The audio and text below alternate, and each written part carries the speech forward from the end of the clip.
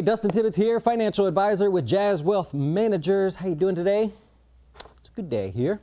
Hey, we're financial advisors that actually work, and one of the things I want to share with you today is a little bit of stats on the market. So from the day that this video goes live through the next month, the stock market actually has performance that ranks in the 92nd percentile in terms of all other periods throughout the month. In other words, it's a good performing month. So if you see a decline, like maybe you're noticing, then you see that as a buying opportunity as far as the ultra short term. Now, we're not short-term traders here, but we like to kind of measure the market in pieces so that we know what to expect. Right? If we know to expect pullbacks, we want to know, that we kind of get our minds right around that. The average or the median gain over the next month is actually 2.82%. And like I said, it ranks in the 92nd percentile of all other periods throughout the year if you were to dissect them in pieces.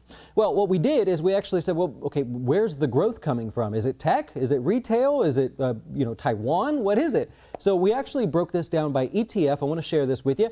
We're going to go through every single one. Here we go. Don't let this scare you initially. I go through it here with you. So on the left, we've got the ticker. We had to reference an ETF so we could pull up some kind of history. We then gave you the name just so in case you're not familiar with the ticker there. The next column is the median performance over the next month from right now, today, the day, this is a Monday, going forward for 1 month. We also put the average performance. We typically do that. I want to show median and average, so take a look at any possible outliers. Percent of the time that it's positive. So we took the time to actually rank them by how often they're positive over the last 20 years. So for example, consumer staples, the XLP, median gain 0.89%. Average gain 0.46%. It's positive 75% of the time. So you could say 75% of the time over the last 20 years, I averaged a 0.5% gain if you want to look at it that way. Then we did every year. We wanted to show you the data from each year so you know they're not just made up numbers. And so from 2001, you can see the gain. And what you can quickly see is, okay, look at all the years there. There's only a handful of years that it was down. 2018, actually, every single sector was down. Every ETF was down at this point through the next month. So that 2018 was a rough February. Late January, February. Anyways, we go all the way to 2020 off to the right. Well, the things that I want to point out, of course, is obviously percent of the time positive. You've got the Canadian ETF or Canada in general if you're looking at some of those countries. But let's start with the different areas of the market. So you've got consumer goods. This is an iShares product. Did I put it? Yeah, you can see it there. The IYK, median gain 1.16%, 0.6%, average gain 70% of the time it's positive. I thought that stood out a little bit, right? Because we have an interesting return more than often of the time. So for some reason, that stands out around this time of year. Semiconductors, they've been really hot lately, so I wanted to talk about them. Median gain, 1.27, average, just over 0.5%. It can be a little bit volatile, though. Take a look at some of these down years here. If you happen to be in it in a year where it pulls back over the next month, it's going to be a bit of a ride there. And semiconductors are more volatile anyway, so you already know what you're playing with. Also put in here basic materials. Materials have been interesting to me. We've talked about that a lot on the closing beat. Median 1.19, average 1.35. It's only about a coin flip in terms of performance. But when you get those good turns and good months in there, they're often quite impressive. And then if you compare it, I'm sorry if you can't see it, but if you compare it to the down months, look at that. 0.25%, 0.5%, less than 0.25%, 1%. Aw, too bad. 2018 was your outlier there in terms of performance. So that stood out to me because if you're going to take the risk of a coin flip, your upside averages a greater return than potentially your downside if history holds true. So I thought that was kind of interesting just from an analytical sort of standpoint there. As you work your way towards the bottom, there's something interesting that happens here.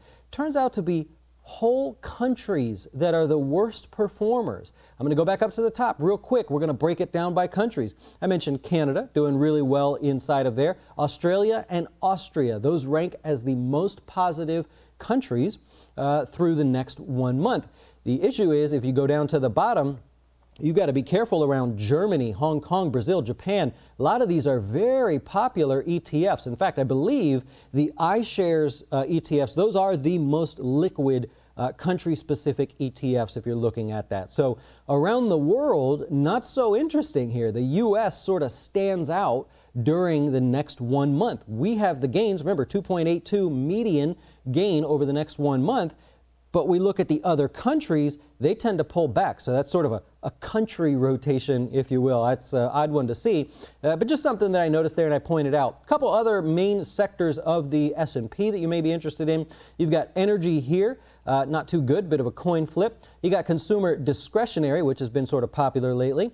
You've got tech. You know what tech is. Tech is volatile. Look at the returns here on tech, both good and bad. You're playing with a bit of a Bronco there.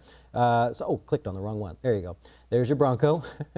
Utilities, a bit of a coin flip as well. And even if you're successful and it is a positive 1 month going forward, look at the returns. It's not really that interesting. So you're flipping a coin for a minuscule potential return there. If you're going to flip a coin, you're going to look for things like maybe Mexico has a decent average gain, your basic materials, your Russell 2000, your small cap growth stocks, mid cap. Russell 2000 has been really hot lately, so could be something to look at. Sort of your basic S&P. Oh, no, that's not actually that great. You're looking at Russell 2000. You're looking up here, Russell 2000 growth, basic materials, things like that. So a little bit different, and the S&P is in here somewhere. Here's the S&P. There you go. So if we're looking at the S&P going forward here for the next month, you can actually see the returns and everything for that as well. I should have bolded that for you, but yeah, you can see healthcare, transports, and everything inside of there. So just wanted to point that out, something cool to look at. I don't know if it means anything to you, but if you start noticing one area of the market doing better or worse, it could be seasonal performance. That would be the way you research that if you want to look it up. It's called seasonal performance. Well, I hope that helps. Give you something to think about, just a different type of video today instead of talking about retirement all the time. I hope you enjoy the rest of your day. We'll see you on the closing beat a little bit later. And yeah, thanks for watching.